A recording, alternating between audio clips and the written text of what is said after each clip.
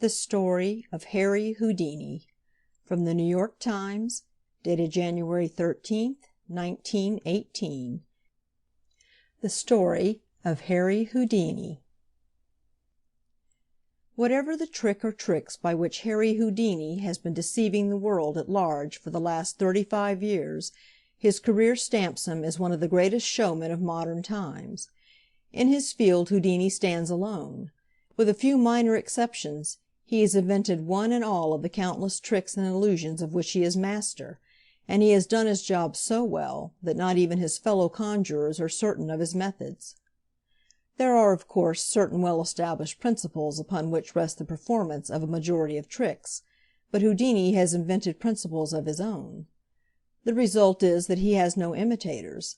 Some of his feats of extrication, of course, are attributable to the fact that he is a contortionist and an acrobat, and these, naturally, can be duplicated by others of equal physical dexterity. His more subtle effects, however, are known only to himself. His trick of vanishing an elephant, which he performed at the Hippodrome for the first time last Monday, he declares to be based upon an entirely new principle, and not merely an enlargement of the familiar cabinet trick. The management of the Hippodrome has no idea how the trick is worked.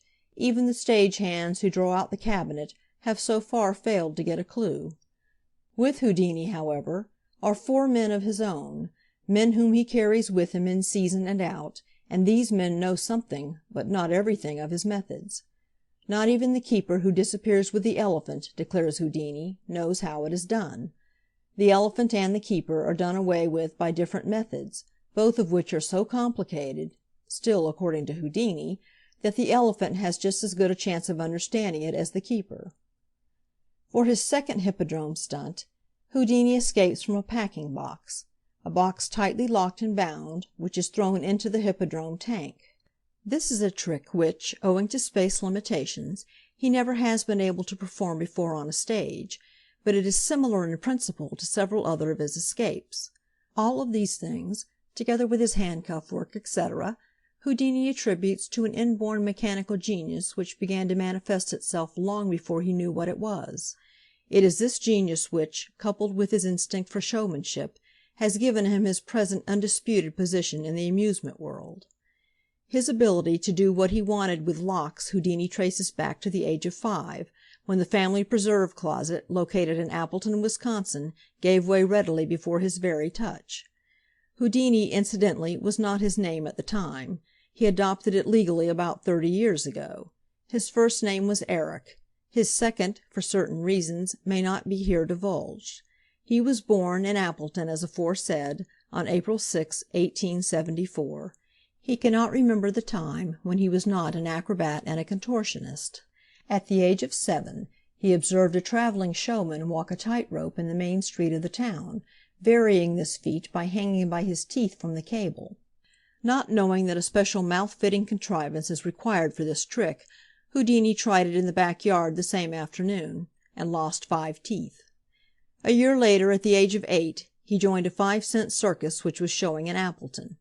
At this time he was probably the mental equal of the average youth of 15 or 18. His first name, Eric, fitted a circus career so well that he retained it, calling himself Eric, Prince of the Air. His act, incidentally, he called the Dead Man's Drop. At this time, it must be remembered, he was a contortionist, acrobat, wire-walker, and sleight-of-hand performer, but as yet had not developed any of his other abilities professionally. One of his tricks at this time was a variant of the contortionistic trick of bending backward and picking up an article with his mouth. Houdini went the rest several better by picking up a pen with his eye. At 9 he joined a traveling circus and toured the state as contortionist and trapeze performer. The world-famous Davenport brothers, Ira Erastus and John Henry Harrison, were then at the height of their fame, doing the first alleged spiritualistic work that the country had seen. One of their specialties was to ring bells inside a cabinet while they were bound hand and foot. They also contracted to effect an escape no matter how tightly they were bound. Houdini, hearing of their work, decided that any one physically deft could do something of the same sort, and he accordingly began to do rope escapes.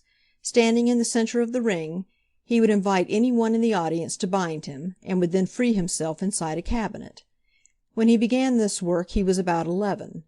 In the ring at Coffeyville, Kansas, one night, it happened to be a sheriff who tied him, and as he did so he pulled a pair of handcuffs from his pocket. "If I put these on you, you couldn't get loose," he remarked. Houdini, remembering his early experiments at home, told him to go ahead and put them on. The sheriff did so, Houdini freed himself, and his work as a handcuff expert was begun. From 1885 to 1900 he played in museums, music halls, circuses, and medicine shows all over the country, gradually improving his work and slowly discarding his purely contortionistic and acrobatic achievements. During the latter portion of this period he played many times in New York, but never attracted any particular attention. In fact, he never attracted any. In 1900 he made his first trip abroad, purely on speculation.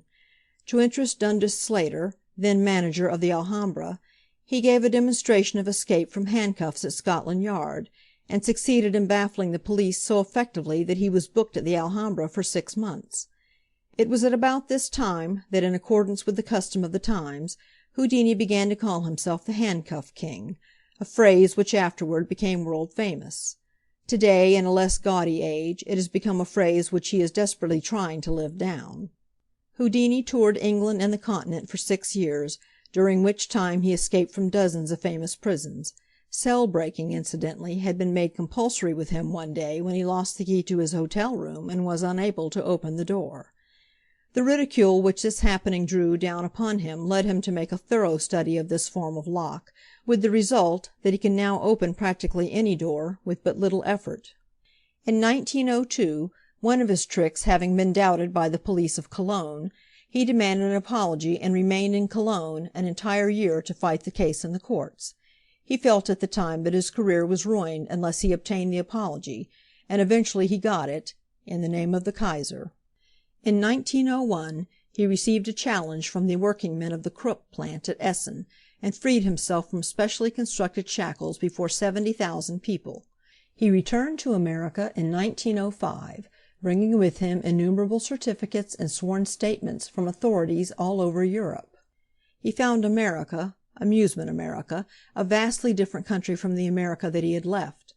Vaudeville had been organized and was under a single head, and Houdini, who had previously worked 1 week out of 3 and received $30 for it, came into his own at last. In this country he continued his cell escapes, in January of 1906 breaking out of Cell 2 in the United States Jail at Washington, the cell in which Guiteau had been confined.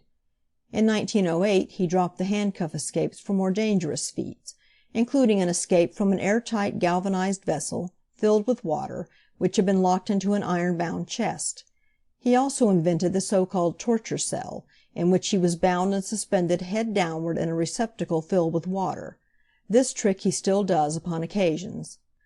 By this time he was sufficiently skilled to do many of his escapes without any concealing device, and began to make his strait-jacket escape in the open air, hanging head down from the roof of a building. This public display, of course, was designed merely to stimulate interest in his vaudeville appearances. During this period he issued a challenge to all who might think that they could invent devices to hold him, and as a result escaped from a series of plate-glass boxes, riveted iron boilers, paper bags, zinc-lined piano boxes, packing cases, padded cells, strait-jackets, insane cribs, willow hampers, iron cages, burglar-proof safes, and a United States leather mail pouch. In 1912 he first performed the submarine trick now used at the Hippodrome. Manacled and nailed in a wooden packing case, which was afterward burdened with iron weights and fastened with iron clamps, he was thrown into New York Harbor just off Sandy Hook. It is more or less needless to add that he escaped. Of his quartet of confidential retainers, one of them has been with him 10 years, and 2 of the others for 8 years. Another, a German, had been in his employ 14 years, and a parting was necessitated by this country's entrance into the war. All of his helpers are men whom he has picked up in machine shops and trained to suit his needs. Since returning to America, Houdini has made countless trips abroad, and has given shows and demonstrations in every part of Europe, Asia, and Africa. In 1910, while in Australia, he learned that the grave of John Henry Harrison Davenport, who had died in Australia, was badly kept. He saw to its rehabilitation, and upon his return to this country he was sought out by the surviving Davenport, Ira Erastus, who, in return for the good deed, gave him the secrets of their various rope tricks, some of which were still unknown to Houdini. "We started it," he told the younger man. "Now you finish it."